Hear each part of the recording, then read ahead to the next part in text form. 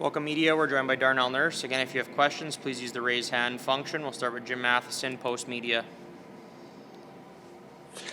Darnell, you're playing 24 minutes a game this year. You seem to be able to handle the increase in minutes played. How has it been from your standpoint? Yeah, it's hasn't feels like I got a lot more in the tank, so it's a good sign. It's kind of prepared myself for that coming into the season, knowing that we'd be down a man that ate a lot of big minutes. So yeah, it's been good so far. Just gotta keep it going, keep taking care of the body, and it'll take care of me.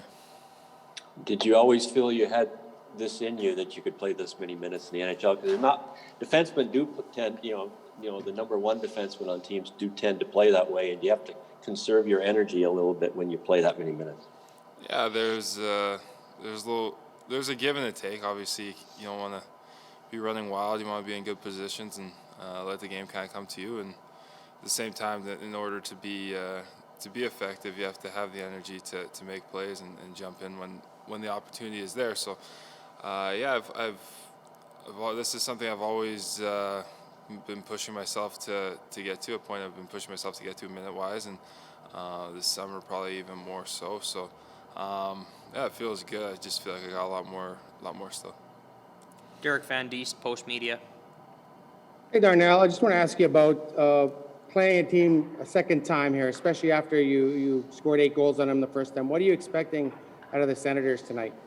Well, yeah, it's not going to be easy task at all. Obviously, we scored 8, they scored 5, so there's things that we need to clean up as well. It's not so easy that we just strap them on and get going again. This is a team that's going to push hard. They're built to play with a lot of speed, a lot of hunger, and it's a team that I know.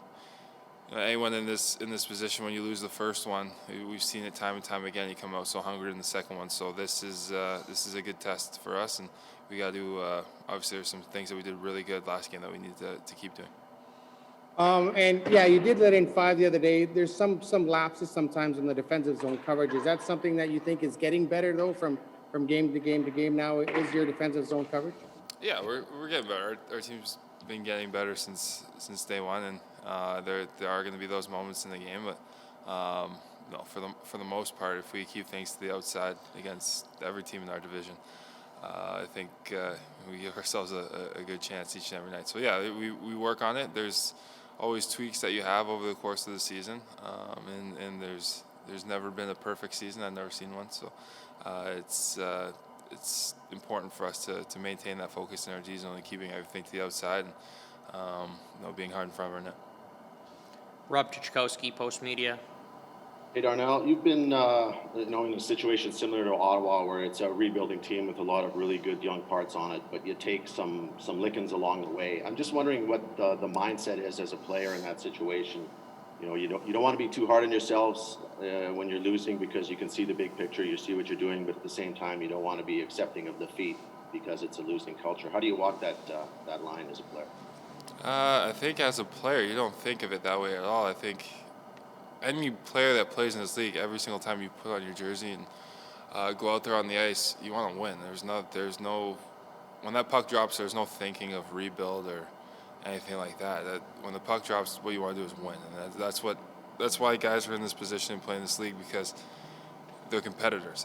That's all they care about is winning. And so yeah, I mean, are they in a position where they're rebuilding and whatnot? Yeah, but I could probably, you could probably go through that whole room and ask them, when that puck drops, do they care about rebuild or not? That's not where their mind is. Their mind is on winning the game, and that's all that matters. So I know we've been in that position before, and as a player, like I said, that wasn't where my mind was when I got on the ice. So we're losing, but it's okay in the grand scheme of things. It's not how guys think they want to win. So just on another line, you're coming into your first three-day break of the season. You get a chance to maybe catch your breath a little bit and evaluate where you are. Where do you see yourselves at to 11 games? It'll be 12 after tonight. Not looking at that point yet. We have a big game tonight. Once we take care of that, then we can step back. But until then, these 2 points are the most important thing to think about. Jack Michaels, 630 Chad. Darnell, I just had one for you, and special teams tend to run in cycles. It seems like yesterday people were wondering when the power play would come around. Do you see any major adjustments you have to make on the kill, or are you just in a bit of a down cycle right now? I don't know if there's any major. I mean, our system's the exact same it was last year, and we had one of the top kills in the league. It's if we could just be a little more aggressive in pucks that we're able to jump to. There's things like that. I think we're all hungry to be better on the kill. We don't want to be giving up as much as we have been, and I think there are some things that we know as a group we can do better to make that happen. And I mean, we have a lot of belief in the room in our kill and what we're able to do. So we just got to keep sticking to it. I mean, we could get down on ourselves when we get scored on a couple times, but that doesn't solve much. So we have to just stick to that structure that has been successful in the past, and clean up the details of it. Tony Brar, Oilers TV. Darnell, looks like Evan Bouchard draws back in the lineup. In his last game in the NHL in 2018, he actually got his first NHL goal and really showed no emotion, if you recall the celebration. Is his composure and the ability to keep his emotions intact, and especially in high-pressure areas, one of the greatest traits of Bouchard's game right now? Yeah, Bouch is he's a guy that is just calm in every situation, like you said, and yeah, that's definitely what makes him so special. Because obviously,